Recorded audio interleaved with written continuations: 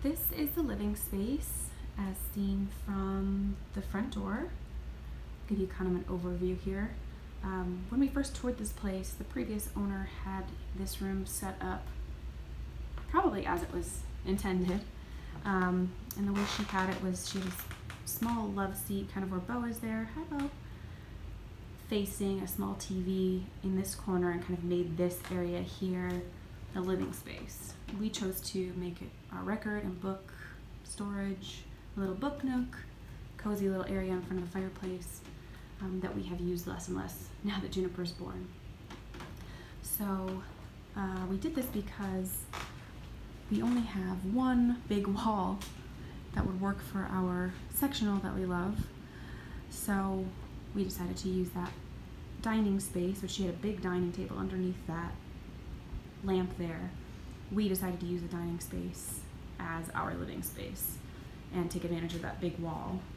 And then we had to get a little creative with the TV because there's no other wall for the TV. So we got an open stand there that works pretty well. Just blocks the windows a little bit, but hasn't been an issue for us. My thought for this space, one of the fixes that needs to happen is that fireplace is just absolutely crumbling. So we're working with our landlord now to hopefully get it repaired. It leaks during the rainy season and basically is a water feature and floods our floor. On top of that, the paint is peeling, and I'd like for my toddler not to put it into her mouth. So we're going to get that fixed. Hopefully, fingers crossed, we can change the color to something a little less fake brick red. So we'll see. This works pretty well for us, but the chair, like I said, we use less and less. So our thought was, since we have no proper dining room and Junie's getting older, we want to be able to have family dinners, that we might make this area a little dining space. Move this rug centered on the fireplace, kind of butt it up right against it, and put a couple of chairs around a little table and create a kind of dining nook in this little area that's kind of unused at this time. I mean, we do use the floor. We play on this rug with Junie a lot, so we may want to consider a larger rug to cover more of this space if we end up doing the dining area here. So we will cross that bridge when we get there. The other big need that we have in this space is a more functional desk area. This desk was here and free when we moved in, and it fit in that little corner, so we just went with it. But now that I work from home, having the printer on the floor, no spot for files, no workspace, I mean, it's pretty bad. And this desk just ends up covered in papers and mail and all kinds of stuff, and there's no place to put anything.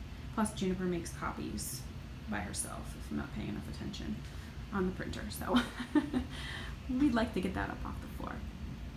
The one complication is that this is our air intake for air conditioning, and it kind of really limits us on how the desk is structured, like where the leg is, what the dimension of the leg is, how much space you have for your chair to get pulled out. So we definitely want something wider to make that a little bit easier. But that's kind of the idea there. This is our kitchen window. We got these bar stools thinking we would maybe eat on this space, but it's too shallow of a lip. It's kind of uncomfortable, but it's a perfect spot for guests to kind of perch and hang out while we're entertaining and cooking and that kind of thing. So that works for us. There's Junie's room. She's asleep. And again, our sofa works great. We love it. Just needs some new pillows, get jazzed up a bit. Please ignore her tricycle in our room. That's on the list. Usually it hangs out in the living room. Moved it just for you. This is the entry tables. Or the entry table, it's a shoe cabinets. We'd like to put a top on that to kind of keep them together because sometimes they tend to wander apart, and to kind of finish the area, make it look cleaner. And I think that does it. That's the living area.